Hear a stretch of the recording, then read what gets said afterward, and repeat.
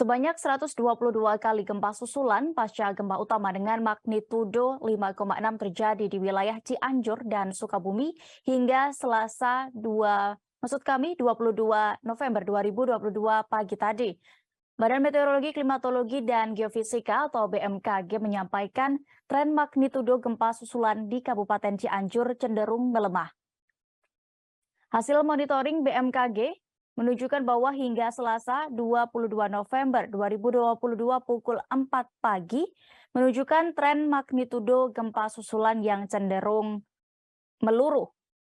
Dalam unggahan di Twitter, data memperlihatkan 62 gempa susulan terjadi pada 6 jam pertama usai gempa awal.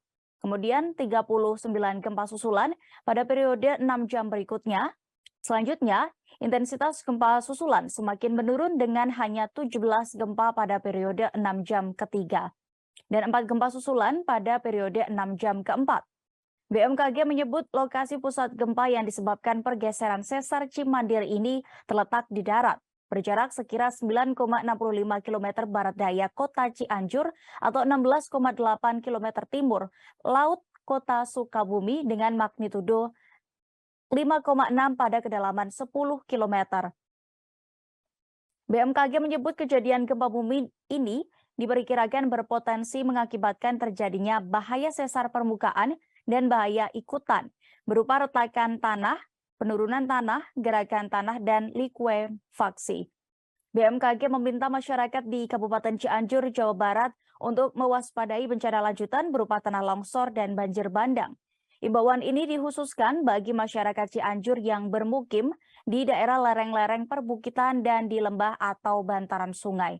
Kepala BMKG Dwi Korita Karnawati mengatakan besar kemungkinan lereng-lereng perbukitan di Cianjur menjadi rapuh usai terjadinya gempa bumi. Hal ini dapat semakin diperparah dengan tingginya intensitas hujan yang berpotensi mengguyur Cianjur.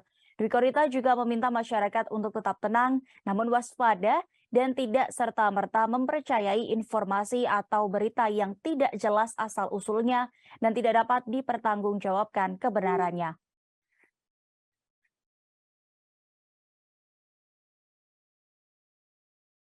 Jajaran yang telah mengambil langkah-langkah yang sangat cepat sehingga penanganannya tidak bertele-tele dan betul-betul tepat waktu dan bisa ditangani secara cepat.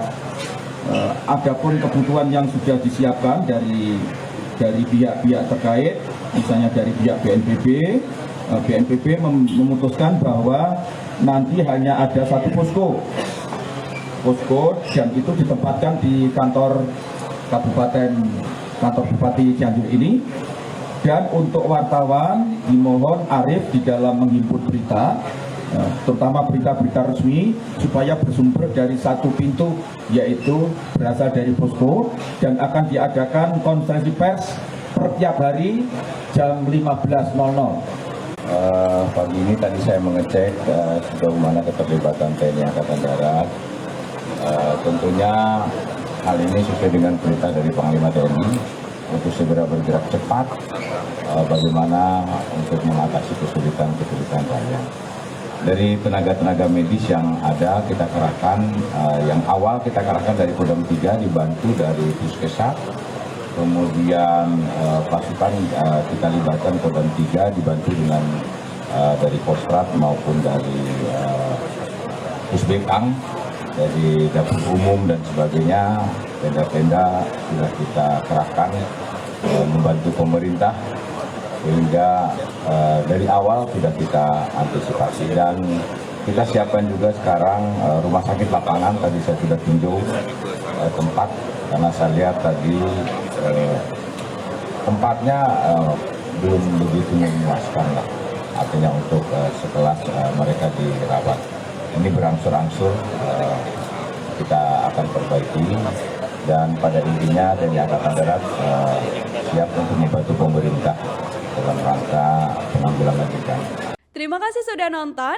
Jangan lupa like, subscribe, dan share ya.